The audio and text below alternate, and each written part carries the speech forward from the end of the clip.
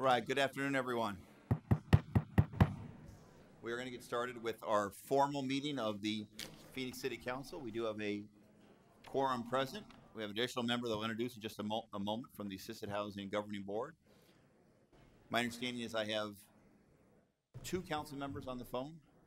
Councilman Valenzuela, one at this point. Okay, Councilman Valenzuela, are you there? I'm here. Thank you very much for participating. We'll try to get the meeting done as quickly as possible. We may have one more council member appearing telephonically as well, and we'll introduce Councilman DeCiccio when he gets on the phone. We will begin today's meeting with an invocation. The invocation will be given by our friend, Pastor Dick Safford from North Phoenix Baptist Church. If you can, please stand. Would you join me as we pray?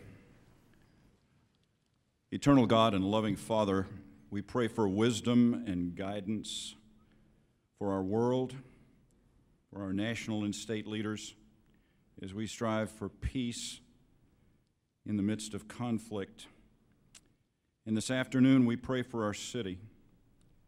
We thank you for all of our leaders who seek your truth, and you've promised us that that truth will free us from oppression and loss. We pray for the families in our city, many of whom are in times of distress and need. May we look to you to meet those needs, and may we, who are their fellow citizens, be generous with our time, our attention, and our resources to help those who are not doing as well as we are. We pray for the children in our city, the children who need secure schools and secure homes. And this afternoon, we thank you for all of those who love those children, our teachers and educators. We thank you for the first responders in our city who serve us and protect us. And this afternoon, we pray for our mayor and our city council as they work for the betterment of our city. Give them wisdom and courage as they make decisions. And we pray this in your holy name. Amen. Amen. Thank you, Pastor, very much. The Pledge of Allegiance will be led by Councilwoman Felder Williams. I pledge allegiance to the flag of the United States of America and to the republic for which it stands, one nation, under God, indivisible, with liberty and justice for all. Thank you. Is this different than this? And actually, before we begin our formal meeting, we'll have a special meeting. That's a special meeting of the Assisted Housing Governing Board. We have an additional member that joins us from the community, who joins this body for purposes of the Assisted Housing Governing Board, Mr. Amador Lopez. Mr. Lopez, thank you for being here. And I do want to say that if it happens, we'll forgive him in advance if Councilman Nowakowski does nod off a little bit. He was out late last night at the One Direction concert, so thank you for being here. All right, we called the roll for the Assisted Housing Governing Board meeting. Board Member DeCiccio. Board Member Gallego. here. Board Member Gates. Here. Board Member Lopez. Here. Board Member Nowakowski. Here. Board Member Pastor. Here. Board Member Valenzuela. Here. Board Member Williams. Here. Vice Chair Waring. Here. Chairman Stanton. Here. Councilman DeCiccio. Mayor, I'm here as well. Thank you very much. So we have all are present for the Assisted Housing Governing Board. Do we have a motion on the meeting minutes for May 28th, 2014? Member Lopez? You want to make the motion? Yeah, I move approval. We have a motion in favor of the minutes. We have a second. All in favor say aye. Aye. Any opposed? That passes unanimously. Next item is a proposed resolution to adopt the Phoenix Public Housing Authority's proposed asset management budget for FY 14-15. Do I have a motion on the proposed resolution? I move approval. We have a motion. We have a second. Any comments or questions from members of the governing board? All in favor say aye. Aye. Aye. Any opposed? That item passes unanimously. We have no further business before this governing body for the Assisted Housing Governing Board. The meeting is now adjourned. Mr. Lopez, thank you for your service very much. Thank you for being here. We'll now move right into the City Council formal agenda. We'll have to call the roll call for the formal meeting of the City Council. Councilman DeCiccio. Here. Councilwoman Gallego. Here. Councilman Gates. Here. Councilman Nowakowski. Here. Councilwoman Pastor. Here. Councilman Valenzuela. Here. Councilwoman Williams. Here. Vice Mayor Waring. Here. Mayor Stanton. Here. Next item, we are fortunate to have an interpreter. Ms. Marquez, please introduce yourself to the audience. Mi nombre es Leticia Márquez. Si necesita asistencia o traducción al español, por favor, véame. Gracias. Thank you much for your services. City Clerk, would you please read the 24-hour paragraph? The titles of the following ordinance and resolution numbers on the agenda were available to the public at least 24 hours prior to this council meeting and therefore may be read by title or agenda item only. Ordinances number G5888 and G5943 through G5947, S41155 through S41183, and resolutions number 21251 through 21253. Thank you very much. Next, we have meeting minutes for previous city council meetings. Vice Mayor, did you have a chance to review the special meeting minutes, May 7th, 2014? Move to approve. Second. A motion and a second. All in favor, say aye. Aye. Any opposed? Passes unanimously. Councilwoman Gallego, formal meeting, June 18th, Move 2014. approval of the June 18 meeting minutes. Second. We have a motion and a second. All in favor, say aye. Aye. Any opposed? Passes unanimously. Councilman Gates, formal, September 3rd, 2014. Move approval of the minutes, Mayor. Second. A motion and a second. All in favor, say aye. Aye. Any opposed? Passed unanimously. We now have boards and commissions. We have boards and commission nominations from members of the City Council. Do we have a motion on council member boards and commission nominations? Second. A motion and a second. All in favor, say aye. Aye. Any opposed? That passes unanimously. Do we have members of the community here to be sworn in for their service? We do. Okay. So I'm going to come down to my right, your left. I'll swear you in and thank you in advance for your service. And then we have it come behind the dais so the individual council members can thank you in advance for your service as well.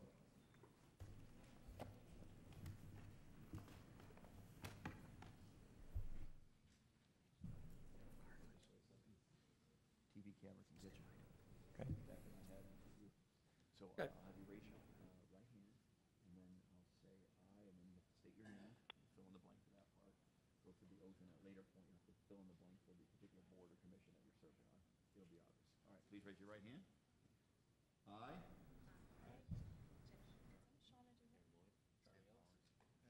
Do solemnly swear. That I will support the Constitution. Of the United States. And the Constitution. And laws of the state of Arizona.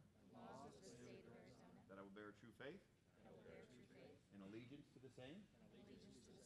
And defend them against all enemies. Foreign and domestic. And that I will faithfully. And impartially. Discharge the duties. Of the office of.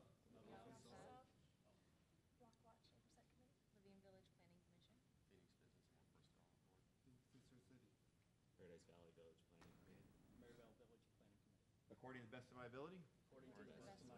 So help me God. You're official. Thank you so much. I appreciate it. Just walk behind. Thank you so much. Good to see you again. All right. Thank you for your service. Good to see you. Good to see you. Good to see you. Good serving.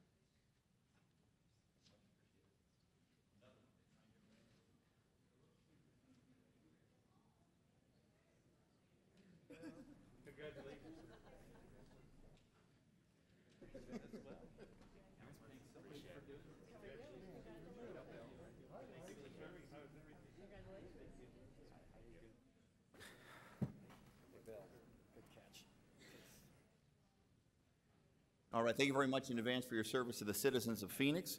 Next, we have a motion to suspend the rules. Motion to suspend the rules and change the order of business and take items 39 and 56 out of order. Second. We have a motion and a second. All in favor, say aye. Aye. Any opposed? Passes unanimously. Do we have to take 56 and 39? Can we do it together or separate? Separate. They got We have a copies. motion on item 56. Move to approve item 56. We have a motion and a second. Mr. Leonard Clark, followed by Mr. Louis Schmidt. Thank you, Mayor of Phoenix and City Council. Phoenix, my name is Leonard Clark. I'm from District 1, beautiful district there. I just strongly support this declaration of emergency, and I want to thank you as a citizen at home last week when that whole thing happened. I didn't see a lot of gridlock and bureaucratic red tape and excuses. I saw our city's leaders coming together, especially the mayor. Thank you, and keep up the good work. Thank you very much for your kind words. Mr. Louis Schmidt, President Louis Schmidt.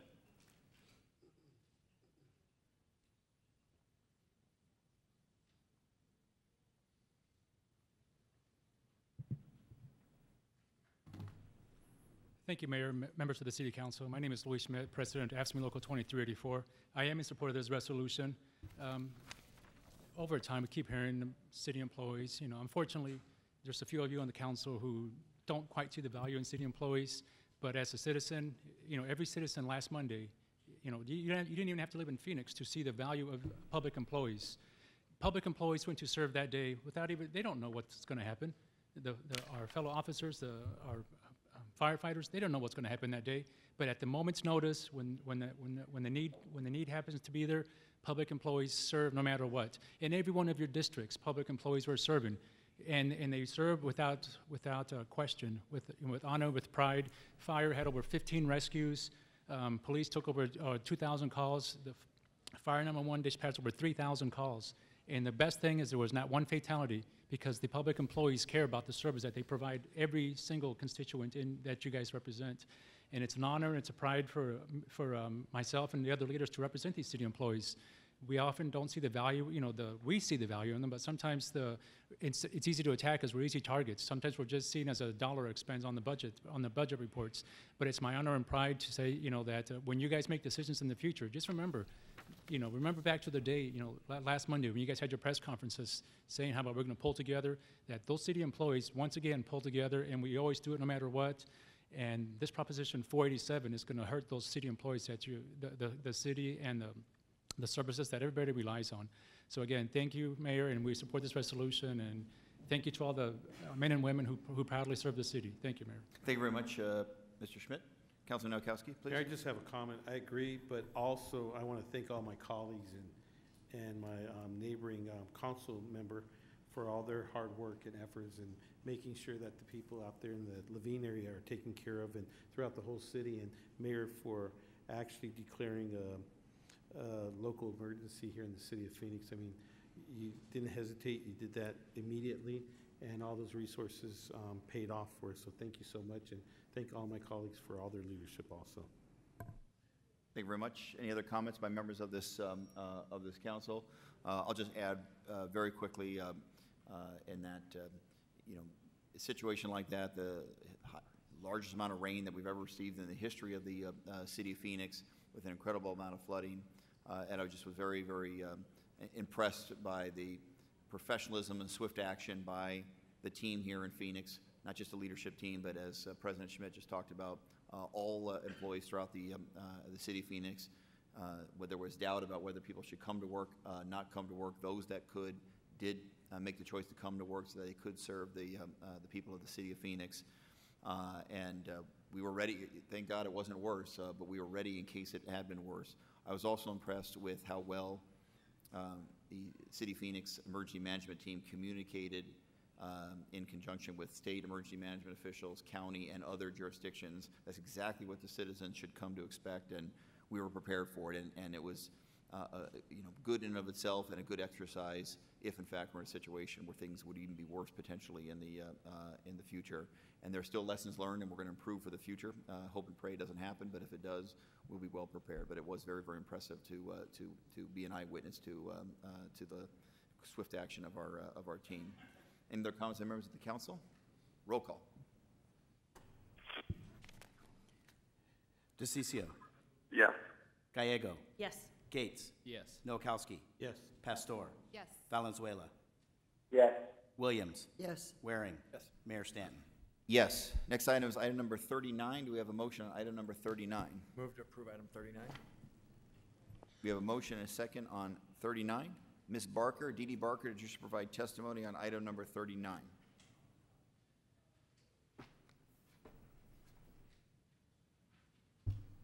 Thank you, Mayor and Council. Diane Barker in District 7. I just question this with all of the authority for the city manager without council approval. If you have read this, it goes into all of the departments, and it sounds to me that it's really an overreach. Now, I know that there has to be some independence with our city manager, but I'm just questioning this and want you to for the sake of the public. Thank you very much, Ms. Barker, for your testimony. Next is Greta Rogers. You have comments on this, Ms. Rogers?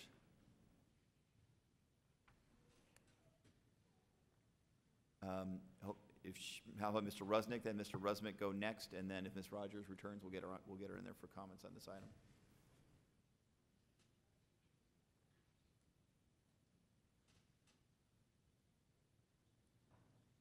Yeah, I question item 39 for the fact that it looks like there's just an open-end check to take care of these problems. There should have been some kind of a fund already in place to help these people that need help or areas, rather than just the manager is going to decide where this is going to go. All these districts should have a vote, because there may be more than one district that has a problem. So what we need to do is we need to have the council itself get together, and surely they would put those monies to where it's needed the most, and everybody would have a say from every district. Thank you. Thank you very much, Mr. Rusnick. Did Ms. Rogers, so here she is, Ms. Rogers, did you just provide testimony on item number 39, which is the item relative to emergency expenditures and declaring an emergency?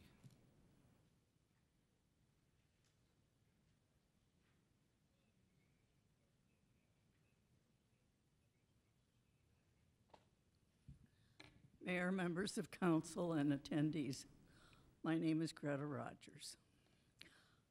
I'm not opposed to the purpose of this item. However, the way it's written, and if you pass it as written, which I presume you will do, it's a blank check for Niagara Falls, which you think runs in perpetuity here in green dollars. That couldn't be further from the truth. I know the necessity of this, and I'm in concert with it. But this is going to take major study of land, flow of land, and engineering of land. And with all the developments that have taken place in the greater Laveen area in the last 10 to 15 years, that wasn't done by developers. They just plowed cotton or alfalfa fields, poured footers, and tile roofs emerged. And there was no land engineering. There was no land engineering from the mountain sloping in that area to the river. The cotton fields and the alfalfa fields didn't care. We need to care. And this is a major investment which is going to take bond money. Revenue bonds, perhaps. I'm not totally versant on revenue bonds. I know CIP. And we don't have CIP money for this. I want this done diligently, carefully, and financially responsibly. And it isn't something that can be done with a short turnover. Thank you. Thank you very much, Ms. Rogers. I should have asked at the beginning, but if maybe the city manager give a short explanation of what item 39 would accomplish. Thank you, Mayor and members of the council. What 39 does under the advice of the attorney is it goes back in time and authorizes the expenditures we needed to make immediately on the day of the rain and thereafter for things such as extra sand, sandbags, extra contractors to come in and work on city streets and roads. So we will be making a full report at the conclusion of this as to what was covered by this, so the council will be given a report as to when it went into this. But this is not a blank check and open-ended. This is really related to the actions that we had to take immediately on that day and the day after of that rainstorm. And I would also say this is part of the important checks and balances within our city. If I, as mayor, declare an emergency at the next available meeting, which is today, the council can choose whether to ratify that decision or not. Expenditures were made as a result of that emergency declaration to move as quickly as possible. Then the council can decide whether to ratify that from the financial side. That's what I really think this is about, is really more of a checks and balances within our city system. That's correct. All right, any other comments, Councilwoman? So this has been very important to my district, and without mobilizing extra resources, there are many people who would not have been able to get to work probably for days. The sand has been vital to people protecting their home and really learning from, because we've been hit multiple storms. We have individuals who've been flooded 3 times, they've repaired their home and then had to repair it again because they got flooded again. So this is very serious, but moving resources quickly helped make this really mitigated damage. The damage would have been far worse had we not responded. So I think this was responsible and also sends a signal. We are working very hard to get other branches of government to assist us in this recovery, and so we've gone and gotten this declaration helped us go forward to get aid from the Small Business Administration. And with the help of some of my colleagues, we are continuing to look to some of the federal programs that we might be able to get, but in part because we did declare a disaster, that helps us to access new resources. And I do agree with Greta Rogers that this cannot be the end of the examination, and we do need to look at new financing tools. There is flood control expenditures in the CIP, and I've asked staff to look at how we can move those forwards and look at some of the tools that Greta did mention, including issuing debt, because we've learned a lot from this event, and I think we do need to assume that we're going to continue to have extreme weather events and adjust our infrastructure from what we learned in this report. Staff is working very closely with me on impact fees and making sure that as new growth comes in, that we do have the flood control infrastructure in place, because there are places right now that are still agricultural fields where there may be development, and so we're looking very closely at the impact fees to make sure that when that development occurs, we have the infrastructure to keep folks safe. So rest assured, this is a long-term and a short-term response, and that we'll be looking very quickly, and as the mayor mentioned, learning as much as we can from this very difficult time period. So thank you. Mayor? Councilman DeCiccio, please. I want to commend staff for all the work that they did on this, and you, Mayor, for declaring an emergency when we needed it. I mean, you can always debate whether the city was prepared or not, but it was prepared, because at the end of the day, it was prepared after the disaster, but at the end of the day, what occurred was quick and swift movement and action by staff in order to mitigate any damages that were out there. It caught everybody by surprise. And by catching everybody by surprise, it also shows how fast the city of Phoenix can react to a situation that it really wasn't prepared for, because this happens once every 100 years. So I want to commend staff for their swift action on this. Mayor, I want to thank you, too, for declaring an emergency when you did, because it was needed at that point. And I want to thank everybody that was involved in this and making sure that it all got completed and people's lives were put back in place quickly. And I can't tell you how fast, and the type of comments I received from the public about how fast we were able to move. And sometimes it's an expenditure issue, which they had here, and you took it, and the council now either can approve it or not. I'm hoping that we do. I believe that we will. But the fact of the matter is, they did a fantastic job, and they need to be commended for that, Mayor. Thank you, Councilman. Other members of the council, any comments? Councilman Nowakowski. Mayor, I know that night you actually called us, and I know that you asked if there's anything that we needed in our district, and so did our city manager. And we were looking at those retention areas that were filling up, and you guys reacted immediately. It was the first time that I've seen in District 6, 7, and 8 that we had rivers going down our streets, and people were scared. And I just really want to thank you for all that. This is just a one-time. I think if you're watching on television, this is just a one-time. It's not an open check. We're not going to use this to go out there and use it for infrastructure or putting in storm drains or any of that. We have some of my colleagues that are going to be advocating for federal funds for those individuals that are out of homes right now, or that their homes are still damaged. And I know that our mayor and some other colleagues are going up to Washington, D.C. in the near future to talk to FEMA and other agencies at the federal level to see if we can get those funds. And I really want to thank you all for your strong support and your continuous support. It wasn't only in South Phoenix, but also in the north side. I know that Council Member Thelda Williams and Bill Gates was also very concerned about their areas too. So it was really a Team Phoenix approach.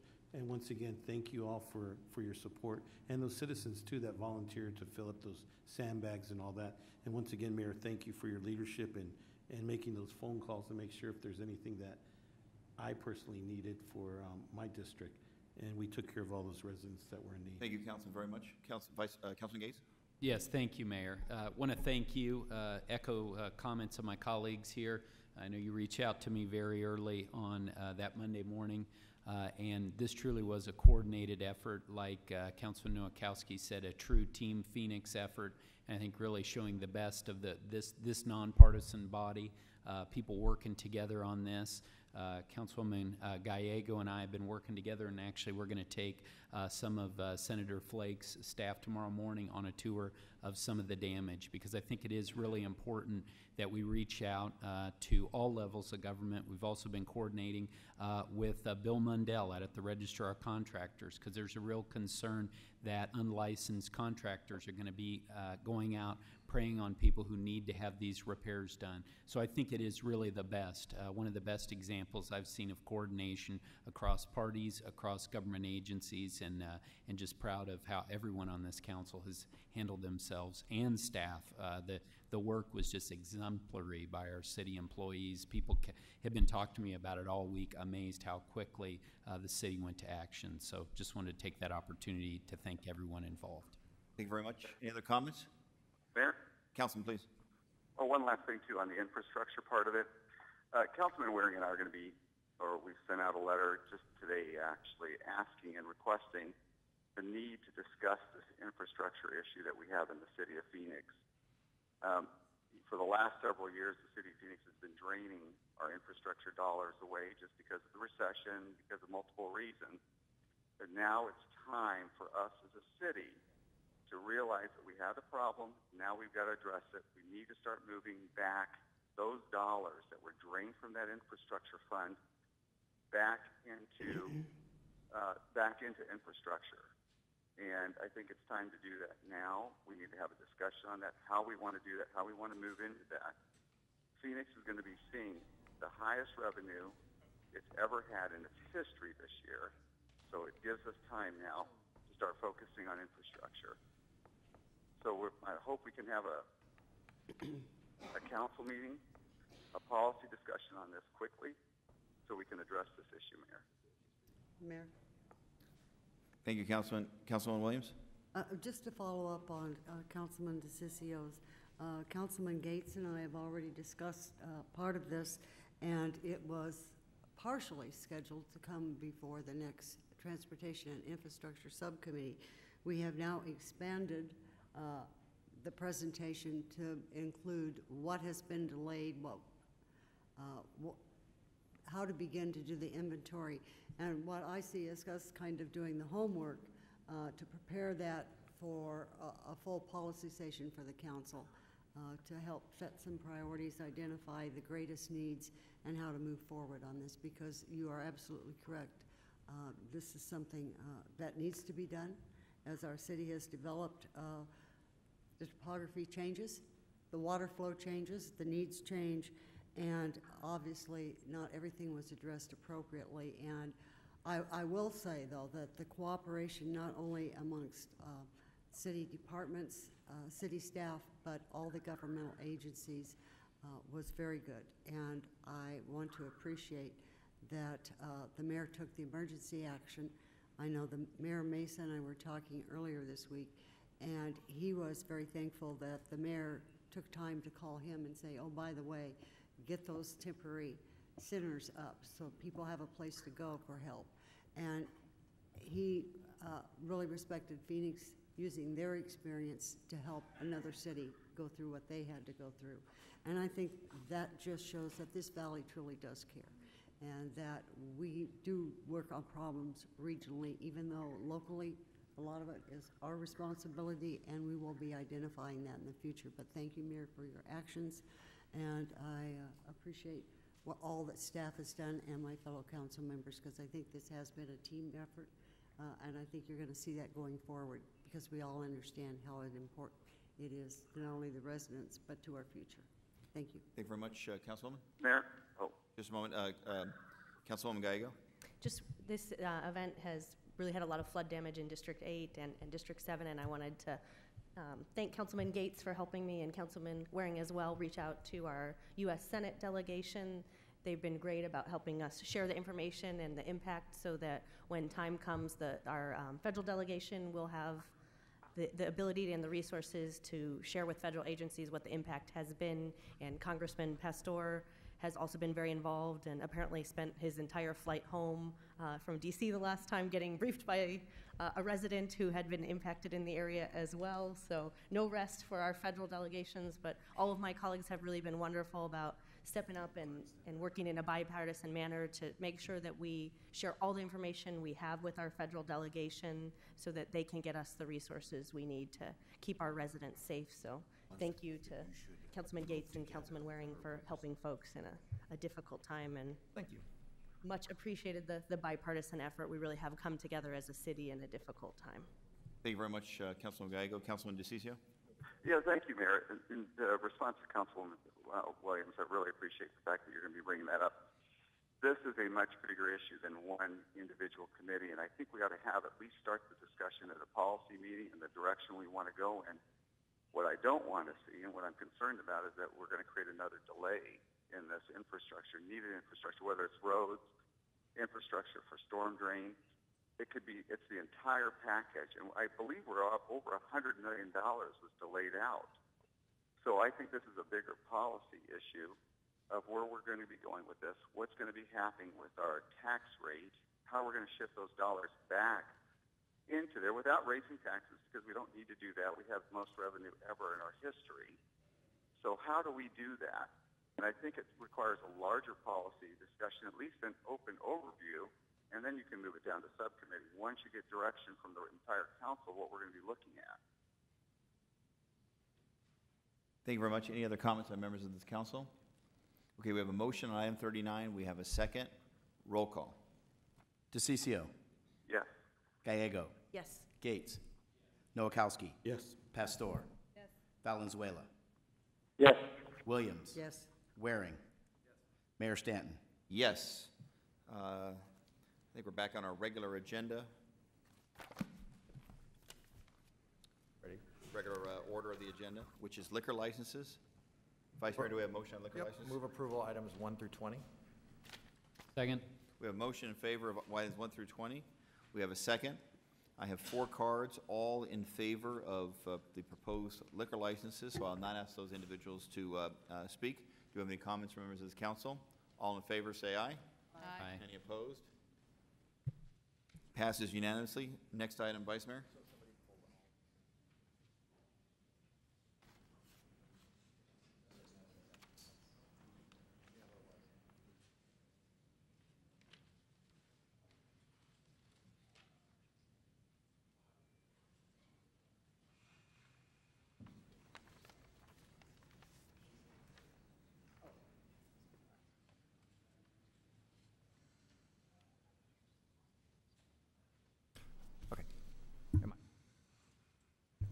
Move approval item 21. Second. As corrected, sorry. We have a motion on 21. We have a second. Are there any cards on items number 21?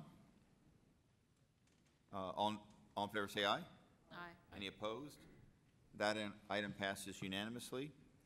Next is ordinances and resolutions. Do we have an omnibus motion ready to go? Pardon?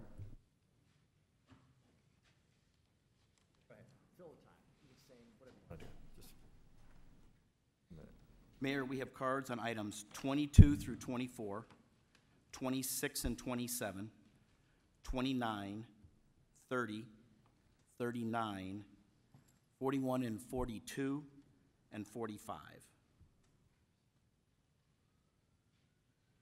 All right.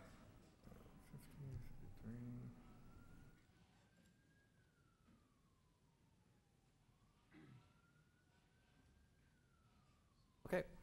I move that items 22 through 57, being ordinances number G-5888, G-5943 through G-5946, S-4115.5 through S-4118.3, and resolutions 2125-1 and 2125-2 be adopted, except items 22, 23, 24, 26, 27, and especially pull out 27N and 27O at that time, 29, 30, 39, 41, 42, 43, 45, 46, 49, 50, and 53, and noting that items 39 and 56 were acted on previously, and item 22 is requested to be continued to November 19th, 2014, and items 51 and 52 are requested to be continued to October 1st, 2014. That's it. Be adopted. Thank you. Second. The motion. We have a second. Any cards? Roll call. DeCiccio. DeCiccio. Yes. Gallego. Yes. Gates. Yes. Nowakowski. Yes. Pastor. Yes. Valenzuela. Yes. Williams. Yes. Waring. Yes. Mayor Stanton. Yes. Next item, Vice Mayor. Move approval items 22, 23, 24, and 26 be adopted. Second. We have a motion. We have a second. Do we have any cards on those items? Ms. Rogers, you wish to provide testimony on the items?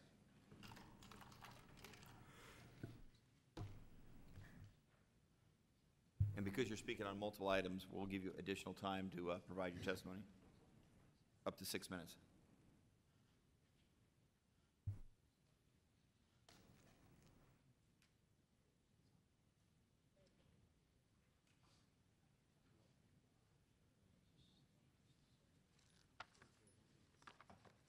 Thank you, Mayor, members of council. All in each of these items relates to requests for rezoning, which goes to this.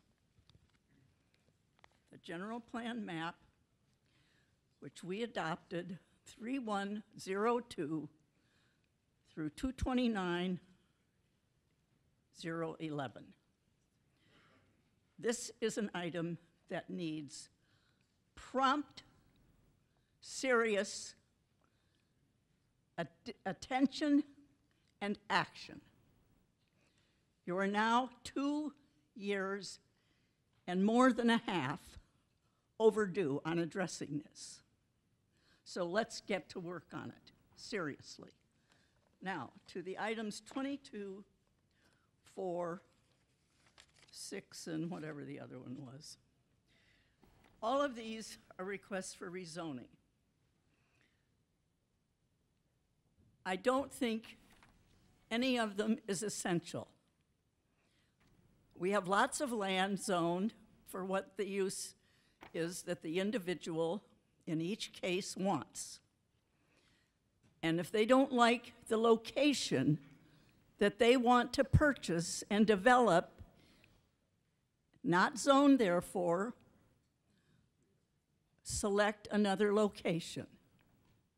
And if you can't find a location appropriately zoned, then go look someplace else. We didn't do the general plan map to be a shadow of unimportance. We did it for a purpose, and we did it for all the people of the city of Phoenix who are the city of Phoenix. If we weren't here, you wouldn't have a city. So pay attention to the citizens, the city of Phoenix.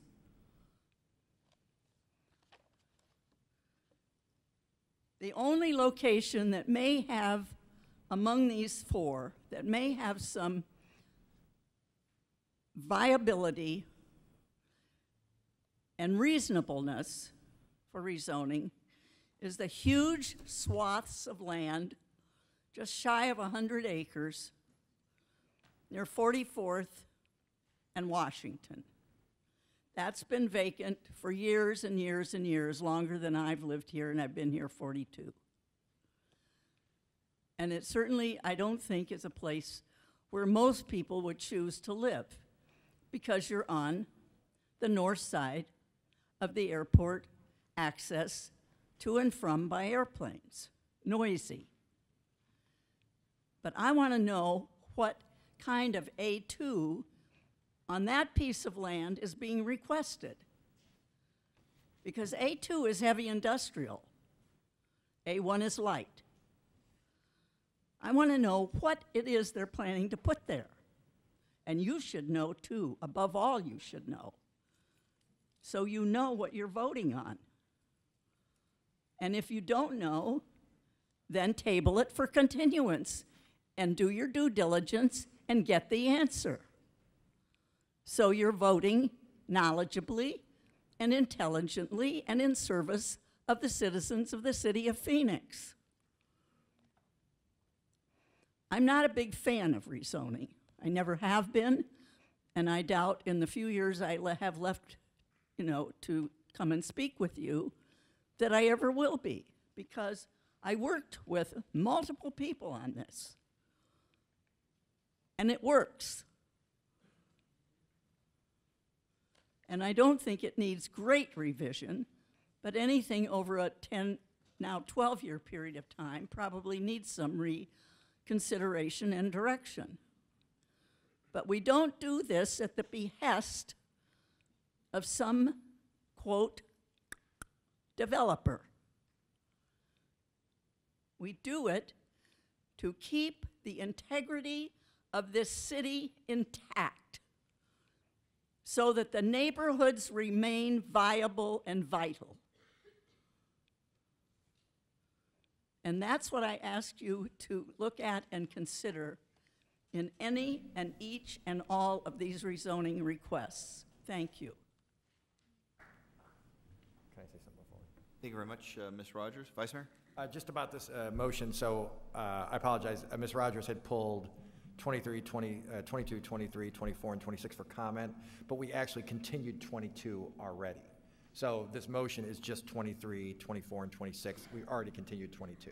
So I apologize for the Yes, confusion. I think our comments were more of a general nature regarding rezoning, so I think they were still appropriate for the item. Okay. So thank you, Ms. Rogers, for your testimony. We have a motion. We have a second. Any additional comments? Roll call. DeCiccio. DeCiccio. Yes. Gallego. Yes. Gates. Yes. Nowakowski. Yes. Pastor. Yes. Valenzuela. Yes. Williams. Yes. Waring. Yes. Mayor Stanton. Yes. Next item, Vice Mayor? Yeah, I'd like to move item 27, but holding out 27N and 27O. And that's the only two, right, Chris? We have a motion and a second. Mr. Clark, did you provide testimony on 27? Was there a particular item you wanted to, or just in general, the payment ordinance? Do you know which one? Thank you, Mayor, for your patience on that. Yes, I believe it is the, because I tough this was the tourniquet, but the 27 actually, on item number, I believe, N. It's the League of Cities and also. Okay, so we held that one out. So if do you want to provide testimony on that one? If not, that just wasn't the only. hold off just a second. Oh, okay. So it's everything but that at this point. Right. It'll Well, come I back. just wanted to say I strongly support with the Maricopa County Animal Control. I think there's a thing in there for paying Okay, them, okay. and I know a lot of people say, they're just dogs or cats, but there are a lot of people that's all they have at home, and they protect our officers. So I strongly support the spending on that. Thank you for that. Thank you very much, Mr. Clark. Okay, so a motion and a second. Roll call. DeCiccio. DeCiccio. Is this, I want to make sure I'm correct on this. Is this 27 What? N? No, it's everything but N and O. Oh, so N. Oh, yeah. I'm yes on that one. I couldn't hear it earlier. that was, I think that was a yes, Councilman? Yes. Okay. That's correct. Gallego. Yes. Gates. Yes. Nowakowski. Yes. Pastor. Yes. Valenzuela. Yes. Williams. Yes. Waring. Mayor Stanton. Yes. So how about 27N? Do we have a motion on 27N, National League of Cities? I would move approval. You can do both. And 27O. Second. We have a motion and a second on 27N and O. Mr. Clark, did you provide testimony on 27N? You said you want to talk about the National League of Cities membership. Thank you, Mayor. My name is Leonard Clark and Council. Yes, I just wanted to say I do strongly support it. I think, like I've noticed, I read in national media our presence at the League of Cities and the mayors. And, you know, I know a lot of people don't like it. They're like, well, we shouldn't have to do networking to get the city of Phoenix residents the best. But if we don't go there, it's just a vacuum. The other major cities of this country will go to the city conference, League of Cities conference. They pay their dues. And unfortunately, there are powerful people there, influential people, when it comes to getting funding for things such as emergencies. I know in a perfect world we shouldn't have to do that, but I do strongly approve of that funding, and it helps the city of Phoenix by being part of that, and also the mayor's thing, because I read all about that. It gives us access to whether, you know, other people are watching, such as the Republican National Convention people. Unfortunately, didn't maybe get that. Democratic Convention, all these things. Thank you, and I strongly support those two things. Thank you very much, Mr. Clark. Mayor? And Councilwoman? I move both of those together, and I don't know if Councilman DeCiccio is, his name wasn't on here, if he, since he questioned it just a minute ago, if that's appropriate or not. I can separate them? What's your pleasure? Okay, so Councilman DeCiccio? Councilman What's DeCiccio? that, Mayor? So Councilwoman Williams was asking, she had moved approval of both membership dues for the National League of Cities and the U.S. Conference of Mayors together. Is your position regarding both organizations the same? It's going to be the same, and let me, if I could, Mayor, explain that out why. It's not just those two items. It's the lobbying contract for $400,000. It's the media buyer for $425,000. It goes back. They may be, as Mr. Clark just talked about, they may be well worth doing. They may be worthwhile entities to do this, to spend these dollars on. But until the city of Phoenix gets its act together and starts doing strategic planning and looking at strategic functions and looking at what we need to do to spend our dollars, we're going to be spending the city is going to be spending close to $1 million today on items that may or may not be important to the long-term viability of our city. And I think it's ridiculous for the city to be spending money on conferences and on league dues and on media buyers and lobbying contracts when we're short 500 police officers in the city of Phoenix. It's just illogical for us to be spending these dollars right now without a true plan in place of where the city needs to go. We've been promised that we were going to have a strategic plan in place. We do not have that. There's no prioritization of any of these functions of exactly what the city needs to be doing. So I'm going to be voting no on those, Mayor. All right, thank you very much. Other comments by members of this council? Councilman Nowakowski. Mayor, may we have Tom up here just to explain the benefits of being a member of the League of Cities?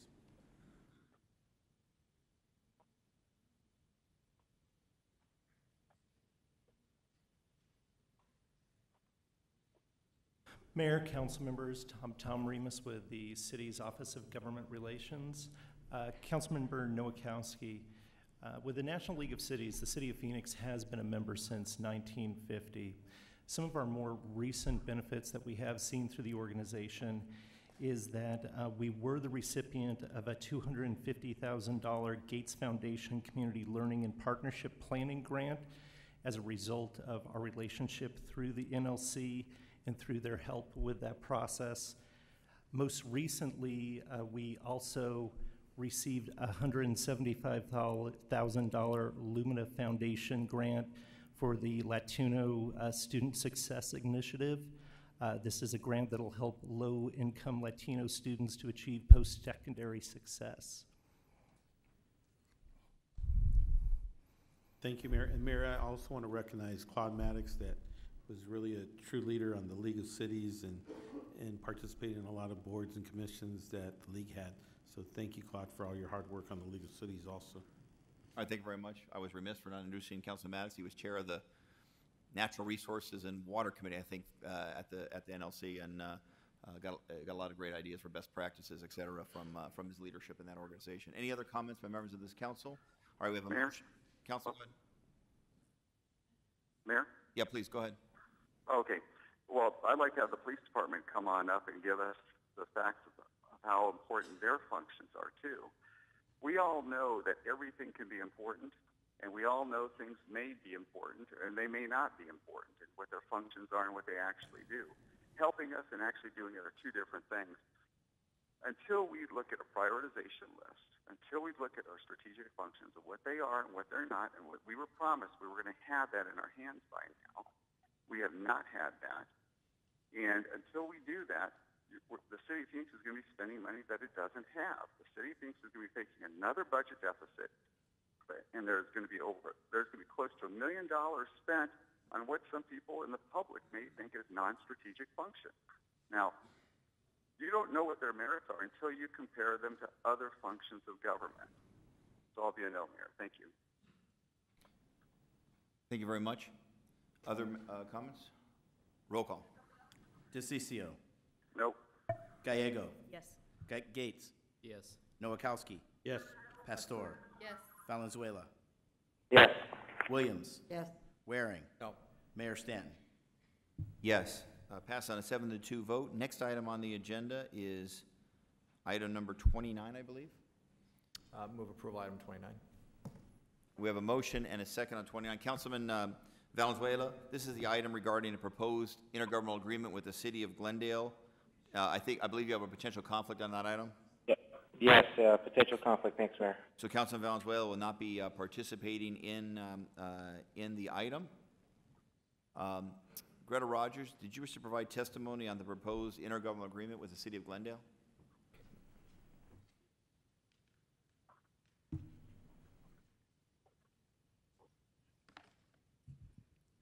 Mayor and Council, since you have a contractual agreement on this that was drawn up several years ago between you and the city of Glendale on the baseball park for Winter League Baseball, I know you can't just arbitrarily say, no, go it alone, or you'll be in breach, and you'll be in court with the consummate costs. But this is pouring money down a rat hole. The city of Glendale is not solvent, nor has it been for several years. We are probably, I hope, more solvent than they are, but we aren't completely solvent. We didn't end up 38 mil allegedly in the shorts because we projected the 13-14 budget correctly and spent wisely. We projected wrongfully and probably did some misspending along the way too. And this is absolutely pouring money down a rat hole. I think you and Glendale need to put your heads together and realize what the facts are financially for each city and make the appropriate adjustments. And if you can't build the street, which is what you're talking about here, delay it.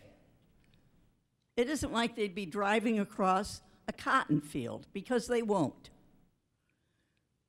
This is spending money, allocating and spending money that is not essential. It isn't essential for us, and it isn't essential for Glendale. Bag it. Thank you. Thank you very much, Ms. Rogers. Vice Mayor, you had a couple questions? So this is for Paul Blue. So this is Glendale paying us money. Mayor, Councilman Waring, that is indeed correct. They're paying us for land that we have contracted with them to sell to them. So this was a deal that I believe was before my time on the council. That is correct. City manager's nodding, so I'm sort of stuck with it now, whatever I may feel about it. But this is us recouping money, not paying them money. Mayor, Councilman Waring, that is exactly correct. The last statements we're sort of the opposite, at least what I took away from it. It sounded like we were paying them, and we're not. They're paying us. No, we are not building streets or doing anything that is an outgoing of cash. This doesn't cost Phoenix taxpayers anything. In the converse, we've created a plan that will get us paid. It's just we're getting paid a little later than we might have given the original agreement. If we ask Glendale to pay today, I guess this is speculative, perhaps they couldn't do it. Is that sort of the problem with this? Mayor, Councilman Waring, that was the feedback that we were getting, and so we looked for a way to try to get paid in a reasonable amount of time. So this is guaranteeing the taxpayers of Phoenix effectively a return of the money that's already been paid. Whether you thought that was a good idea or engaging in this was a good idea, that's all done. I didn't have anything to say about it. I wasn't on the council. But we are getting the money back, for sure. Yes, this is us getting paid for land that was severed as a part of the our land that was severed as a part of their development. We never financially contributed to the development of infrastructure in Camelback Ranch or in baseball. We merely happened to own land in the area. We were very prudent in not investing, the way it's turned out, I guess. All right, thank you. Appreciate it. I just want to make sure that there was no confusion. This is an agreement made when Councilman Maddox was on the city council. The terms of the agreement were very, very favorable to the city of Phoenix. Councilman Maddox and others and the staff did a very good job protecting Phoenix's interests in this agreement. And others may have been more optimistic about how successful the project would be, particularly from a retail perspective. And I think this agreement protects the city's financial interests, but does it in a way that still takes into account Glendale's current fiscal position and tries to be a good neighbor, if you will, with our friends in Glendale. Other comments or questions by members of this council? Roll call. DeCiccio. Yes. Gallego. Yes. Gates. Yes. Nowakowski. Yes. Pastor. Yes. Oh, Councilman Valenzuela, I apologize. You'll have to verbally declare your potential conflict. Potential conflict. Williams. Yes. Waring. Yes. Mayor Stanton. Yes. And Councilman Maddox was very good not to smile too much during that discussion, reliving those memories. All right, next item on the agenda, Vice Mayor. Actually, Mayor, I would like to make the motion to extend the federal representation contracts with Holland and Knight and Murray, McGontry, and O'Donnell. I know we have differences of opinions on this, but I feel very strongly that this not only brings in revenue, provides presence on Capitol Hill for us, helps direct the department so that we are eligible for many of the grants. I think that they provide so many benefits for what they cost that it is a very positive, and I move approval. Okay, so thank you very much, Councilwoman. Councilwoman, do you have a motion on the item? I moved approval. We have a move to approval. Do we have a second? Second. We have a motion and a second. There are comments from members of the public on this item. Diane Barker, did you wish to provide a statement on item number 30 that says relative to our federal representation proposed contracts? Yes, Mayor and Council, Diane Barker, District 7. This is a lobbyist agreement. And first of all, I'd like to just say, Mayor, I'm thankful for the people that believe in their citizen input here, and I think Greta Rogers, like myself, is a Buckeye, and we believe in participatory government. We now are residents and bring that value. I hope you'll see that to Phoenix, and Ohio also had, I think, most of the more presidents than any other state. So with that, I'm in favor of this. I think Holland and I'd like to add this.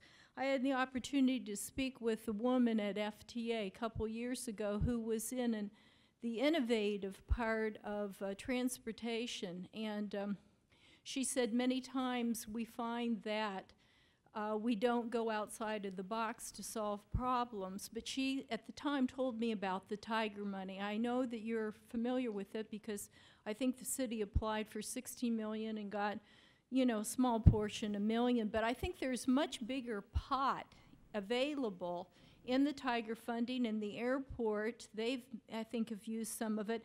I'd like to see Holland and I look to see how that they could solve a problem that would help the feds, the state, the city of Phoenix and the airport, because a large amount of this lobbying is for the airport, by using Tiger for a passenger freight fast train that would help out the CAMAMEX corridor and solve our problems, and it would go into the airport also, okay? And also I want to call your attention, I don't think the money's inclusive of the Herod and Holland McKnight for the $45,000 for Indian School. If you're going to renew that, I don't think that's listed here in this. Thank you very much, Mr. Manager. I don't believe that particular item is on the agenda. Okay, thank you. Ms. Rogers, you wish to provide comment on this item?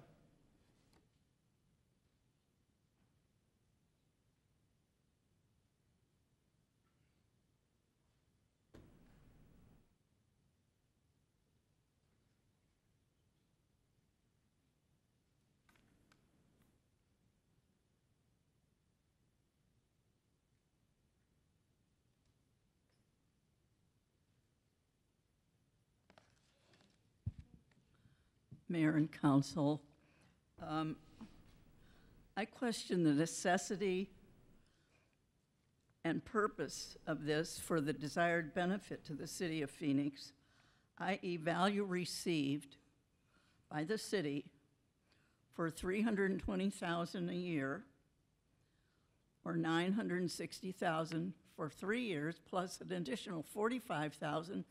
We're talking about $1.05 million. Now, I know in a $1 billion budget, that seems like a cheap tip at Denny's for a lousy cup of coffee. But it isn't. Not when we've got tight financial circumstances. And in the next to the last, well, on the second paragraph on page 41 with regard to the northeast corner of Indian School and Central, that's Indian School Park. Define the water, environmental, transportation, and public safety issues that this consulting company is presumably advising you on, and the necessity for outside consultation on this. We know where the park is. We know whether we've been using it or not using it or disusing it for. Do we need to pay some guy to tell us what the best options are? Get a life. We've got very experienced people in this city in the major departments who are affected by this proposal. Let's utilize their intelligence, their experience. We're already paying for it. Utilize it. You don't have to go outside every time somebody asks a question or makes a proposal. Use this. If you don't, you'll lose it. Thank you. Thank you very much, Ms. Rogers. Councilwoman Pastor? Yes, I would like Tom to come up and talk about Indian School and Central and the dynamics with it. Maybe, and I was going to ask the same question, City Manager, so why don't I have City Manager go first, then Tom can supplement. Just thank you. Thank you, Mayor. Councilman Pastor. So just to clarify, this is simply describing previous council action last year where we expanded the scope on a one-time basis for that amount of money to work on the issues related to Central and Indian School. It is not Indian School Park. It has to do with the property that is in private hands right now, but has a multitude of issues related to the Bureau of Indian Affairs, the Department of Interior, the Intertribal Council, the City of Phoenix, private property owners. It's a very complex issue that is going to get worked out over a period of time, mostly in Washington, D.C., and we need to be in cooperation with the tribes and protecting our property interest on Indian School Park, and that's what that specifically was. But that is not part, that money does not roll over into this $240,000. That was at that point a one-time contract, and so this vote does not relate to that. I'll ask Tom if I missed Mayor, Councilman Pastor, Ed did a great job. Should. All right, Councilman, any additional questions on that portion of it? That was included in here just, I think, for purposes of being as clear as possible. Yes, it's a historical record of the contract up to this point, yes. Okay, other questions by members of this council? Mayor, Councilman, please. quick, could you clarify again which exactly the item number? I will. It's item number 30 is what we'll be voting on. There was a motion in favor and a second in favor of the proposal. Right, and then if I could cover a couple things too. I don't know if this is the right lobbying team to bring this thing forward, and I'll give you an example. Right now, there's legislation trying to get through the House and Senate at the federal level dealing with preventing tribal governments from taking land inside of a city and converting them over to casinos. They were nowhere involved in this thing at all, that I know of at least, because the other groups that have been involved in it have been fighting and trying to get that proposal preventing tribal governments from doing that. So that is one of the other issues that they should have been working on. I am not sure that they've done their job on that. So if you're talking about Indian School Park, that is a concern. It's a concern that should be addressed. It should be a concern that we have to be looking at. So this goes back into the need for strategic planning, strategic functions, prioritizing these dollars and finding out what is and what is not important. I'm going to be voting no, Mayor. Thank you, Councilman. Other members of the council, any comments on this proposed item? All right. Roll call. Oh, Mayor, Councilman Alkowski, please. Mayor, I'm concerned about that we're approving a contract without any new goals or milestones included in it. I know that in November we're going to be sitting down and we're going to be talking about the milestones and the new goals for next year, and that we have an election going on. We have new Congress members being appointed. We're not really sure what the makeup is going to be in Washington, D.C., and I think that I would like to see it, and I would like to see it postponed until after we have some type of milestones or some type of goals that we're going to have as a city of Phoenix. I mean, I understand that transportation continues from year to year. I understand that public safety from year to year, but we just had these floods that happened within our districts, and there's some infrastructure situations that occurred. So as the city grows, and a lot of my district happens to be historic, and there's sewer lines that have been there from 80 to 100 years. So we're looking at some serious situations, and I think that there should be other goals that are not in there right now. I don't think we had a conversation, and I think that we should really look at the makeup of Congress and the Senate, and I think we're just acting a little bit too soon. I'd like to see if there's somehow, some way that we can actually postpone this until we know what the makeup is, and until we have that conversation of the milestones and the new goals that we should have our lobbyists fighting for the city of Phoenix. Thank you very much, Councilman. Councilman Gates? Thank you, Mayor. I've been listening to some of the discussion here, and a lot of the things that Councilman Nowakowski is saying, I think, make a lot of sense. I feel like, I mean, unless there's some reason that this has to be approved today, I think it may be worthwhile to look at exactly what the milestones are, what's been accomplished, whether this is the right team. So I would share those concerns at this point and not fully comfortable voting yes at this point. Thank you. Thank you very much, Councilman. Mayor? I was going to ask maybe the city manager or Mr. Remus, the head of our intergovernmental team. He's making the recommendation, the reason why the recommendation. Mayor, council members, the contracts with our two consulting teams do expire at the end of this month. So they do expire on September 30th. The reason that we are bringing this forward today is that we can continue on with those contracts. What our process has been to date is that due to the RFP process, when we acquire representation, that sets the start of the contract. We then go out to city departments. We ask for input on what should be included into the federal program. Once we have that input, we come to city council members, see if that's reflective of your desires as well. We put that together in a package that we then usually bring forward traditionally in November. During that process, we're asking the contractors that we've retained to help us with those goals and set those milestones for the coming year. Congress, as you know, operates on a calendar year. It's not how our contract necessarily lines up. So for continuity's sake, we really work with our contractors to help define those goals to move us forward. If we do wait, there are some challenges that we're a little bit behind the 8 ball in setting up our priorities for the coming year. We'll act at council's discretion. But for this year, what I would propose is working closely with the mayor and council, and instead of bringing you the federal agenda just in November, perhaps we could take the various segments of that agenda, the public safety section, the transportation and infrastructure, and go to the council subcommittees where we could get further input and refinement as we set those milestones and those goals before we approve it as a full agenda in November. Thank you very much. Councilwoman Gallego and then Councilman Nowakowski. I guess right now we are working with our federal team to advocate for more resources for disaster response, and we are in the middle of advocating for a federal declaration, which we have not yet received. So I would have concerns about switching teams midway, because they have been keeping the White House updated on our situation, and to switch the face in the middle of that, I think might put this at risk.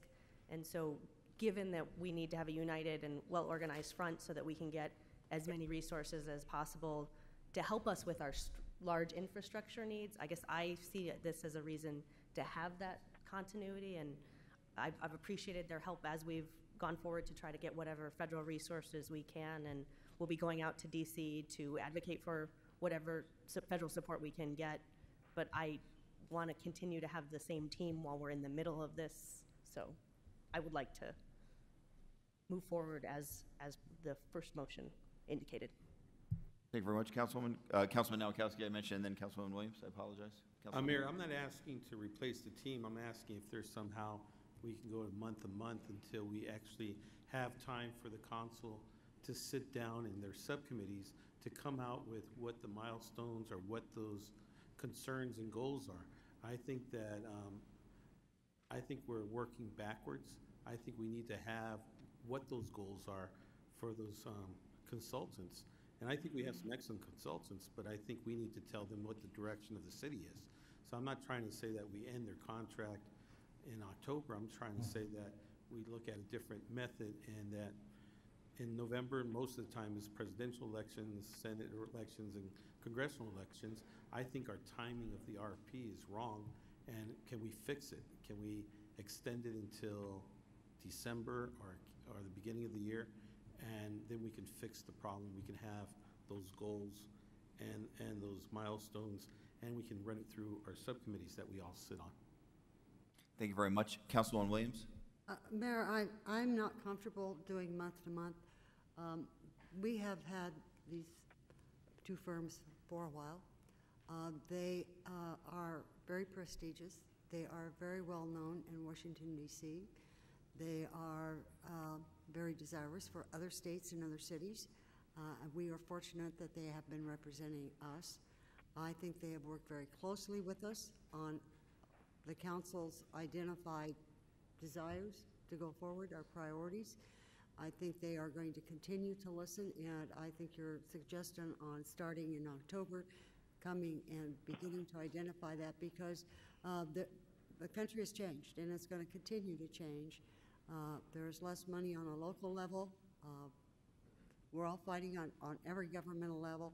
I think our lobbyists are extremely important to us, so that they ensure that not only are we aware of what's going to be available, what the attitudes are going to be, but to make sure that the legislation is drafted in such a way that we are eligible to participate and we have a voice, and that they are there on a daily basis. Many cities have their own local offices staffed in DC. We do not. This has been a very, I think, economical way for us to have a very strong presence in DC.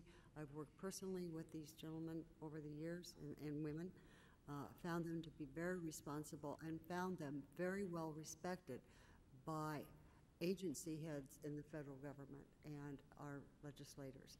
So I would like to move forward to continue this for a year, knowing that you are going to be developing this as soon as possible, have it in their hand, and that they can be on board to really promote our interest before the new Congress takes place. Thank you very much, Councilwoman Williams. Any additional comments by members of the council? Councilwoman Pastor? So I don't feel comfortable in going month to month or postponing it due to the fact of the situation we're in today, of the floods and the relief that we need. In addition to that, I also know the sitting congressman is working fast and furiously currently to help and assist in that, as well as transitioning to the newly elected congressman to get him up to par and move him, help assist in directing him as he is sworn in January. And I think we need a smooth transition in order for this to happen, in order to continue to get federal aid to our state, or to our city. Thank you very much. Any additional comments? I will be supporting the recommendation from staff relative to federal representation, Holland and Knight, and Murray, Montgomery, and O'Donnell. My experience is very similar to what Councilman Williams recommended. That the good news is that with the firms that we have chosen, there is outstanding access and reputation on both sides of the aisle. And so, yes, there's a very important election coming up. No, we don't know the outcome of it, but I at least have confidence that regardless, that the support for the city of Phoenix and our concerns and needs at the federal level will be well represented. And I'll be honest with you, when we voted for Holland and Knight, which is one of the leading governmental affairs firms in Washington, D.C., I had a concern that Phoenix might be a relatively small fish in a big pond, if you will. And the experience over the last few years working with Holland and Knight, at least my experience, is that that's not been the case. That I've been impressed by the detailed, hands-on level of service, not only that we've gotten, but more importantly, what aviation, water services, public transit, public safety, the hands-on service that they have gotten, and my concerns in that regard have not come to fruition, and I've been impressed by the level of service that they provided by the city. So I will be supporting this motion. Any other comments? All right, so we have a motion. We have a second. Roll call. DeCiccio. No. Gallego. Yes. Gates. No. Nowakowski. Mayor, I want to explain my. Please, of course. vote. I'm going to be supporting the recommendation, but with hesitant. I really feel that we should have had our milestones and goals set prior to hiring a firm or continuing a contract. So in the near future, I would want to see that we set the goals prior so we can give clear direction to our consultants in Washington, D.C. And I agree with you, Mayor. I believe that we have some of the best consultants out there. Thank you. It's a yes. Thank you very much. So, continue. Pastor. Yes. Valenzuela. Yes. Williams. Yes. Waring. No. Mayor Stanton. Yes. So the motion passes on a 6-3 vote. Next item, Vice Mayor. Move for approval, item 41. Second. We have a motion and a second on item 41. This is a proposed intergovernmental agreement with the Arizona Department of Health Services. We have two cards on that item. Dimitri Downing, did you wish to provide testimony on item number 41? Thank you for coming. Dimitri Downing, 5402 East Windsor, Suite 20 through Suite 38, 85008. I'm a former prosecutor who now is a expert and a registered lobbyist in and for the medical marijuana industry. I'm not here as a paid lobbyist today here, I'm just as a citizen. Let me take this opportunity to congratulate the City of Phoenix on pursuing and accepting these funds. The concept behind these funds is a model program. I know you guys have been looking at this since June. Other cities have been looking at this since March and April. While it's a small amount now, it represents the beginning of funding for law enforcement from the medical marijuana program, which is essentially a paradigm shift in the way we look at things here in Arizona and nationwide. And for the City of Phoenix to act so quickly and to accept these much needed funds you guys deserve to be congratulated if you choose to accept them, of course. It's very timely, of course. As you know, The funds are intended to combat the collectives, the caregivers, the Craigslisters, those who would operate illegally under the guise of the state-sanctioned, voter-approved medical marijuana program. Just last week, there was a death here in the Valley where there was an illegal marijuana transaction occurring. These funds are designed to combat exactly that. And as you will see in the future, more and more funds will become available as elected officials, as staff, as law enforcement, as politicians realize and watch the shift in medical marijuana into something more like, and perhaps recreational marijuana, into something more like alcohol. So I wanted to congratulate you on the visionariness of this. Many cities have been looking at these funds, but you guys are the first to vote on it and hopefully the first to act. Second thing, because I'm here, I wanted to take time to congratulate you. Do I still have time? Yes, I still have time. Congratulate Finish you. up, please. Wait, go ahead. Yeah, finish And your thought. congratulate whoever wrote Phoenix's medical marijuana ordinance. There was one subtle item that was put in there that showed a tremendous grasp of market economics.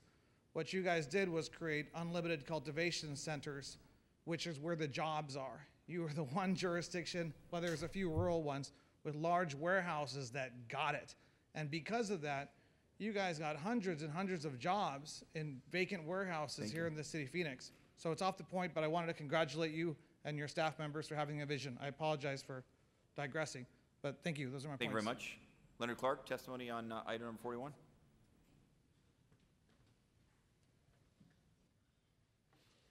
Thank you, Mayor and Council members. My name is Leonard Clark, born and raised here, and I just support this measure. I'm glad I got to hear the other citizens speak because it did inform me more, give me more perspective. I was just concerned that because I know there is I myself don't smoke marijuana. I'm not saying that if I'm sick someday and a doctor prescribes it, but the fact of the matter is, you know, I was worried that maybe it was used to actually harass and scare people away. But now I'm seeing that actually it's a good thing. It's what we've always asked for, because we all know, we looked at alcohol during Prohibition, what happened. We know that Prohibition breeds obsession. We have folks like Al Capone, and now we can watch Boardwalk Empire on HBO and see what goes on. But the fact of the matter is, by regulating it and having people out there enforcing it and making sure that it's only being done legally, now you've given an avenue to people who won't have to go to the drug dealers and these drug lords, because this is what's giving them their strength. When they repealed Prohibition, there was a lot of sad gangsters because no longer could they make tremendous profits. I agree with you. I don't like drug use. I don't like the fact that our culture, people are all starting to, our young people think, you know, it's all right to poison their bodies with it, but, you know, we have legalized alcohol, legalized tobacco. So anyways, I strongly support this. Help protect the people who are following the law, trying to alleviate the pain of people who are suffering, and that medical marijuana has been proven to show to help by combating, you know, the drug dealers out there, because you've got nowhere else to go. That's how you're going to lower your crime rate. We really got to get into the 21st century here, and I think you guys are leading the way against ignorance and superstition about marijuana. Thank you. Thank you very much, Mr. Clark. Vice Mayor, do you have a couple questions? I did. Hopefully the first one's a yes or no. So kind of like the item relating to Glendale, just want to make sure the audience isn't confused. This isn't sanctioning medical marijuana. It's not legalizing medical marijuana. This is simply fighting illegal marijuana traffic outside the dispensaries. You're nodding. If you could. Yes, Stacy Yes, Osborne Fry with the Police Department, and yes, this is money that we are receiving from the Arizona Department of Health Services in order to enforce illegal dispensaries. So and get rid of them. this is really combating illegal drug traffic. People might have taken away, I'm not saying they're wrong to say it, but the previous comments may have made it sound like this was somehow encouraging medical marijuana. It's not that. It's combating illegal drug traffic. Yes. Effectively. Thank you. Appreciate it. Councilwoman? This is something that combating illegal networks has been something that we've been working on public safety and has been a real priority of ours. So this is a victory for the Public Safety Committee and our whole council. So we'll be proud to support the ratification of this IGA. It will help us get more sales tax dollars because product will no longer be traveling through illegal means, and so we will be capturing the revenue which we are owed, and at no expense to the Phoenix taxpayers. So that's something where we're bringing in new resources to help us during a time when we are stretched on public safety budget. And this is something we've been working on many facets. So wanted to congratulate the police department on a 6 to 8 month undercover investigation that they successfully completed at a farmer's market just outside of my district, seizing 158 pounds of marijuana, 330 plants, $100,000 in currency, 11 guns, 4 vehicles, and a variety of other things, including infused gummy bears. But a major investigation that was one where it was a little bit frustrating for me as a new council member because I kept calling for updates, and they would sort of say, we can't tell you anything, but it's good. So, but I do appreciate the police department's efforts to work on cracking down on these illegal networks and making sure we are getting our fair share of sales tax revenues, and in doing so in a way that takes advantage of state funds through the industry. So thank you so much for your work on this, and congratulations. At a farmer's market? It's in Councilman DeCicio's district. Sounds like an episode of The Wire or something. This is... Are other comments by members of the council? Roll call. DeCicio. Yes. Gallego. Yes. Gates. Yes. Nowakowski. Pastor. Yes. Valenzuela. Yes. Williams. Yes. Waring. Yes. Mayor Stanton. Yes. Next item, Vice Mayor. Move approval item 42. Motion and second 42. Mr. Clark, accepting money from Teros. Sorry, Mayor, I thought it sounded like you said something, money from terrorists. Sorry. Anyways, my name is Leonard Clark, and thank you for letting me speak.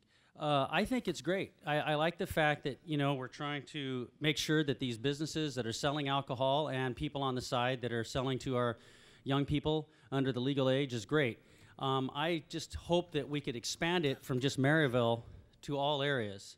And I would also, and I want to thank also the subcommittee on public safety and what all of you folks do, because they don't see what you're doing when you're just here. You're doing a lot of extra work, and I see you guys doing it.